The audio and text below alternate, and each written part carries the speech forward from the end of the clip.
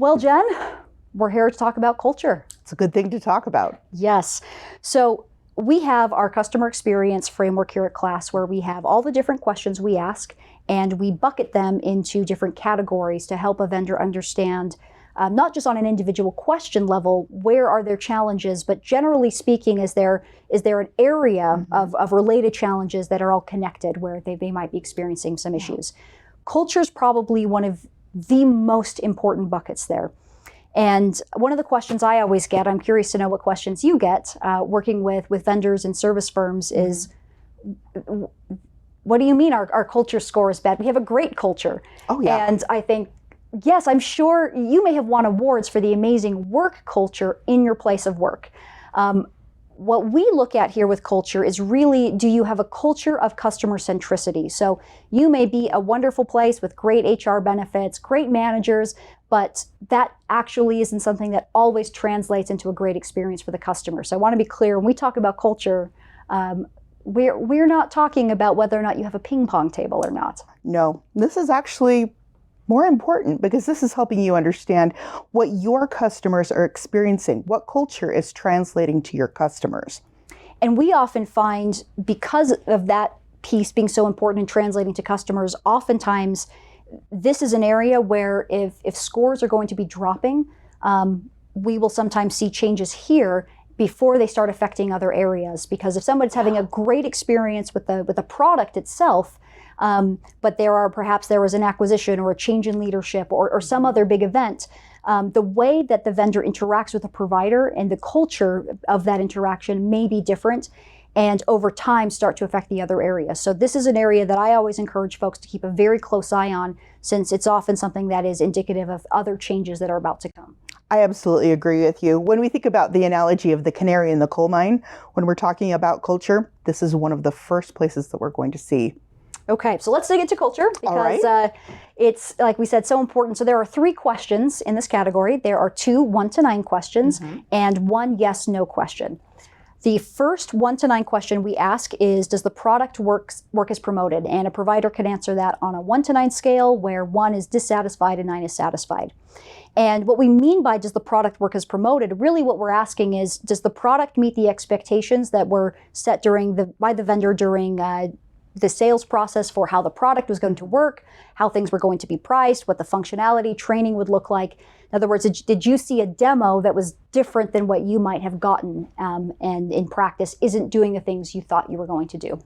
Were there surprises? We've run into things when we've done research calls where there were demos done, but then when we tried to look at something in a live environment, it wasn't available. That doesn't translate well. Yes, so that's one of the key things when a vendor does not have a strong score here. That's actually probably the most common thing that we suggest looking at, is actually what the demo and sales process looks like. Because what we found is that gaps in product works as promoted, sometimes that could be a low score, but areas that we rate that are relevant to the actual product may actually be very high. Meaning that the product does good things, it just doesn't do what we thought it was going to do, or the way that we achieve outcomes or the way it's priced is unexpected. So product works as promoted is a really good measure, I think, of implicit expectations that are set throughout the sales process, as well as ongoing through renewals, through development, and other pieces like that. I agree with you. So you work with a lot of vendors. Are there companies that stand out? Maybe you don't have to name your favorites, but practices that you see being very effective that some of the highest rated vendors you work with do compared to some that have lower scores for this particular question? You know, there is one thing that we've seen that helps promote a really good experience is where the sales teams have really good conversations with the client success management teams. So you've got the sales process, going through implementations, going into account management. There is an open communication pipeline right there. And so if there's any fine tuning that needs to be done, maybe someone in implementation realizes that there are incorrect expectations, or the CSM sees a trend where prices aren't being quoted correctly. They're able to talk to each other and make sure that they are all on the same page from the beginning of the process to when the customer is fully boarded. Excellent example. There are other reasons that the score might be low, but what you just described, I have found, is very frequently at the root of a lot of our low-scoring vendors' conversations to help them understand that question. Yep. Then, okay. Well, I was going to say, usually there's good intent. Usually there's nothing amiss. It's just a breakdown in communication. And that's why those three groups, sales, implementation, and account management, you've got multiple angles looking at the customer experience. That's a great point. If you have a low culture score, it does not mean you are leading customers astray or lying. That's why, again, this is such a good measure of the implicit expectations in a lot of ways of, what is it that you are not saying to the client that they are interpreting as an outcome or a guarantee of some kind. Yes. The next big question here, again, a 1 to 9, is proactive service. This is one of my favorite questions to get into. And proactive service is, the way we define it is whether or not the vendor is effectively taking the lead. And that could look many different ways. That could be in alerting the client of potential problems or challenges. We discovered a bug in our software. It could also mean we are taking the lead in helping you be successful. So we're sharing best practices, or we see that you haven't optimized the outcomes. Here's something you should be looking at to get to a better spot. The simple definition is it's the opposite of reactive. And I know that might be a little reductive, but it does help me think about that question. Are you taking the lead not only in solving problems, but in driving success? Exactly. It's not, service is one thing, proactive service is at the next level. And we want vendors to be coaches. We want them to be guides and help set up their providers and payers or employers for success, and look for opportunities to educate and empower rather than waiting till it becomes a problem. Again, if you wait till it's a problem, it's so much harder to fix. Be proactive and look for things ahead of time, and you can avoid a lot of problems. So you talked about educating, empowering. There's a lot of different ways that I've seen folks try to educate and empower and do those things. Some of them have worked really well. Some have limited impact. I think one of the most common ones is, we sent them an email about it. We got a newsletter. So what are the practices that you see that have not only been effective in terms of giving the vendor the opportunity to give that guidance, but are things that providers actually take advantage of, so that the vendor's good intent to be proactive is actually getting all the way to the end of the row? I think one of the most important things that a vendor needs to establish early on in the relationship is, what is the provider's goals? Why are they partnering with that vendor? If you don't know what your goals are, how can you take care of them? How can you be proactive if you don't know why the provider is working with you? So making sure people have their goals clearly stated and hitting on those goals every time you meet.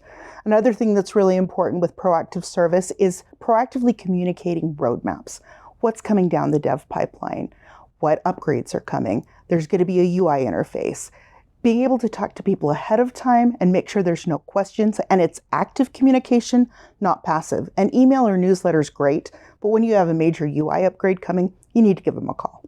I've also seen after an upgrade has been put in place, one of the things that a lot of folks that have very, very high proactive service scores do regularly is they understand that they may have communicated beforehand, but there is this path for communication after, where they have to do webinars or something else to ensure that while they communicated and rolled that out right, that it actually is being used, adopted correctly, and the provider is, not falling behind on those goals you mentioned because now they don't understand the interface, or it changed the way their dashboards were set up. So that follow-up piece to proactively make sure that even though they said this is coming and they implemented it and may have implemented it wonderfully, that the provider is staying on track to those goals. So I love that you outlined the goals as really the North Star that drives all different proactive service types of interactions. I agree.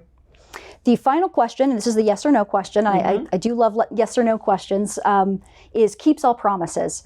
And the reason I love yes or no questions so much is because there are shades of gray in a lot of these areas, but there are just some areas that are so critically important that we really need to have a provider make a decision on whether or not the vendor does something, or whether or not they, for example, just want to be a customer long-term. That's really, we don't want a lot of ambiguity there.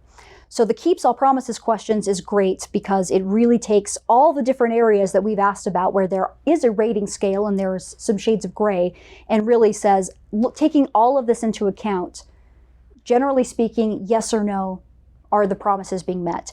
And this could be functionality expectations, it could be outcomes, it could be support concerns. And the real key piece here is, it's not just are you keeping the promises, but are you keeping them in a reasonable time frame?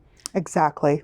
And I love this question. It's one of my favorite to ask because you're not saying, are you keeping some? Are you doing okay? It's a high benchmark. Are you keeping all of your promises? And that's where we should be putting things. What's really fun for me is actually just how frequently providers say yes to this question. I know, it's great. It's actually a big relief because you're right, it is a very high bar, and I think speaks to the quality and intent of the vendors we work with, that most of the time this is actually a yes. So when should a provider reach out to you as their CSM or whoever they work with at KLAS? I would say keeping an eye on this question. The way we display it online is, because it's not a rating question, it's a percent of people that answered yes to the question. So if you are falling below about 85, 86%, that's really when you should be concerned. I think most vendors like to try to keep it about a 90% if possible.